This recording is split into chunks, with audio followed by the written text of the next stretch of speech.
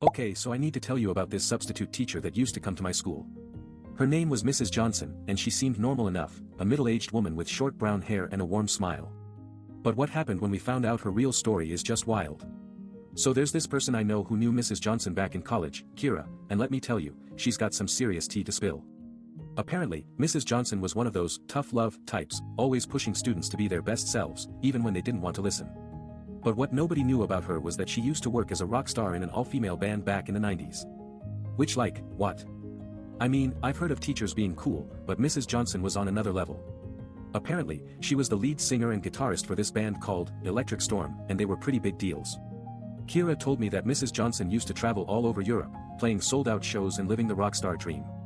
But then one day, everything just came crashing down. And I know what you're thinking, what happened? Well, apparently Mrs. Johnson got kicked out of the band because she was getting too reckless on stage. She'd show up drunk to gigs and start crowd surfing in her underwear, yes, really. The other band members were all like, "Girl, no." But Mrs. Johnson just wouldn't listen. So after being kicked out of Electric Storm, Mrs. Johnson had to get back into the real world and find a new job. And that's where she ended up teaching at our school, seemingly content with leaving her rockstar days behind. But I'm pretty sure there's more to the story than that. I mean, Kira told me that Mrs. Johnson used to show up to band practice in disguise, just so she could sneak a peek at the other members and relive old times. And apparently, the other teachers at our school are all like, Mrs. Johnson is totally not what she seems. But nobody knows what's really going on. That's where things get really weird. Kira told me that Mrs. Johnson used to have this secret alter ego, a persona she'd use when she was out on stage with Electric Storm. And apparently, this alter ego had its own set of rules and expectations, but I'm not sure what those are yet. I know it sounds crazy, but trust me, I've got the tea. So stay tuned for part 2, we're going to dig deeper into Mrs. Johnson's wild past and see if there's any truth to Kira's claims. Will we uncover a secret that's been hiding in plain sight? Only time will tell. As I continued to ask around, the whispers about Mrs. Johnson grew louder. It seemed like every teacher had a theory about her mysterious past, but none of them were willing to come forward and share their secrets. That was until Darius approached me during lunch. "Hey, have you talked to Fiona about Mrs. Johnson's past?" he asked, his voice low and conspiratorial. I shook my head, and he leaned in closer. "Fiona knows something, but she's not talking about it." He paused, studying the crowd before us. "But what if I told you that Fiona used to be part of Electric Storm? That she was friends with Mrs. Johnson back when they were touring?" My eyes widened as I processed this new information. If Fiona knew secrets about Mrs. Johnson's past, then we were onto something big. But how could Fiona possibly know about her alter ego? And what did it have to do with the strange behavior she'd been exhibiting in class? I quickly excused myself and made a beeline for Fiona's desk. "Hey, can I talk to you for a minute?"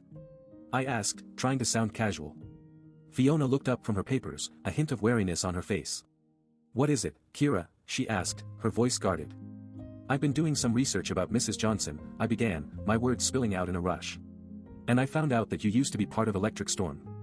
Fiona's expression changed from caution to shock, and for a moment, I thought I saw a glimmer of something else, something familiar. "It can't be," she said finally, her voice barely above a whisper. "I don't know what you're talking about." But I knew that was a lie. Fiona had told me once that she used to perform under a pseudonym, but she'd never given me any details. Now, I wondered if she was hiding something from me. Before we could continue the conversation, Mrs. Johnson appeared at our desks, her eyes fixed intently on Fiona. "Fiona, can I have a word with you?" she asked, her voice firm and commanding. Fiona's face went pale as she gathered her things and followed Mrs. Johnson out of the room. I watched them go, feeling a sense of unease wash over me. What was going on? And why did it seem like everyone around us was hiding something? I turned to Darius, who looked just as concerned as I felt.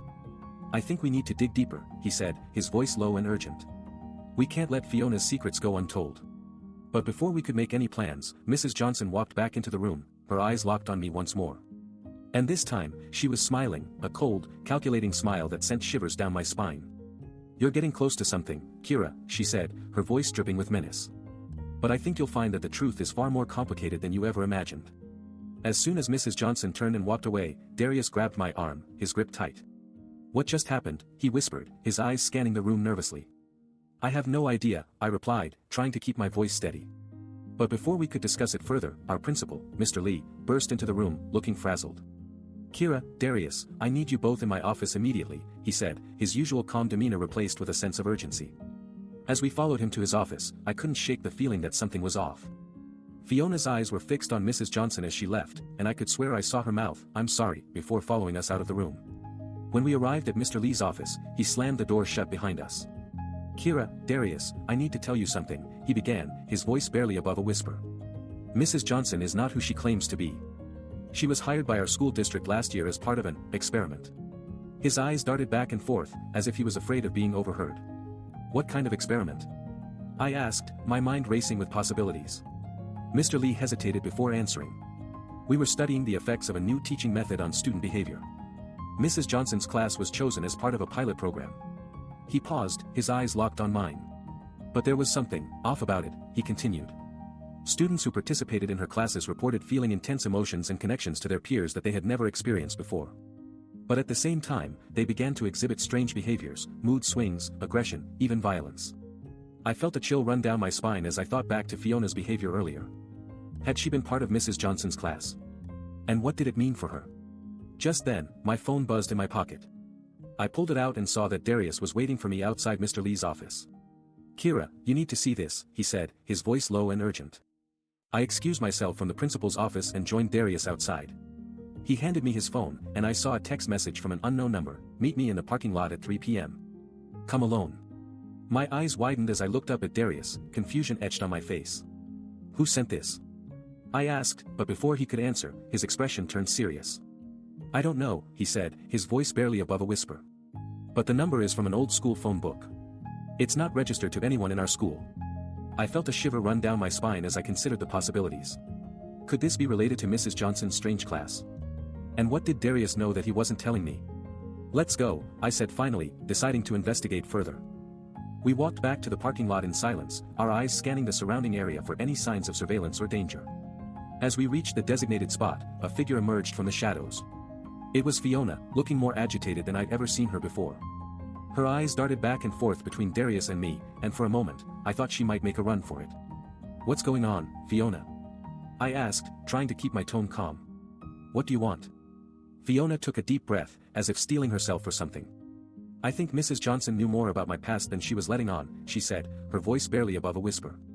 Darius raised an eyebrow, and I exchanged a skeptical glance with him. What could Fiona possibly mean? Just then, the lights in the parking lot flickered and went out, plunging us into darkness. The sound of screeching tires echoed through the air as cars sped by on the adjacent road. "It's starting," Fiona said, her eyes gleaming with an otherworldly intensity. "It's starting." Suddenly, a loud crash echoed from the direction of the school, followed by the unmistakable sound of shattering glass. I felt a chill run down my spine as I realized that whatever was happening, it was about to get a lot more complicated. And then, everything went black. As I came to, I found myself back in Mr. Lee's office, gasping for breath. The lights were back on, and Darius was hovering over me, his face etched with concern. "What happened?" I asked, still trying to catch my breath. "I think you must have fainted," he said, helping me sit up straight. "But that wasn't the only thing that's wrong." He handed me a photo from his phone. It showed Mrs. Johnson standing in front of an old, dilapidated mansion, the same one where I'd spent my childhood summers with my family. "It looks like she was waiting for something," Darius said, his eyes locked on mine. "Something big." As we stared at the photo, the room fell silent. Fiona walked in, a look of determination etched on her face. "I think I know what's going on here," she said, holding up a folder full of documents. She began to explain that Mrs. Johnson wasn't just any ordinary substitute teacher, she was a woman with a mysterious past, connected to my own family's history.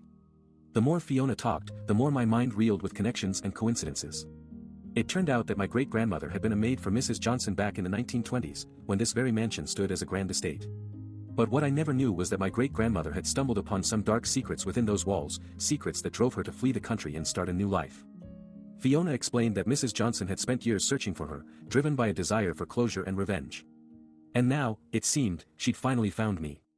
The room was heavy with tension as we pieced together the events of my great-grandmother's past. We discovered that Mrs. Johnson wasn't just looking for me, she was also after something else, something hidden within these walls.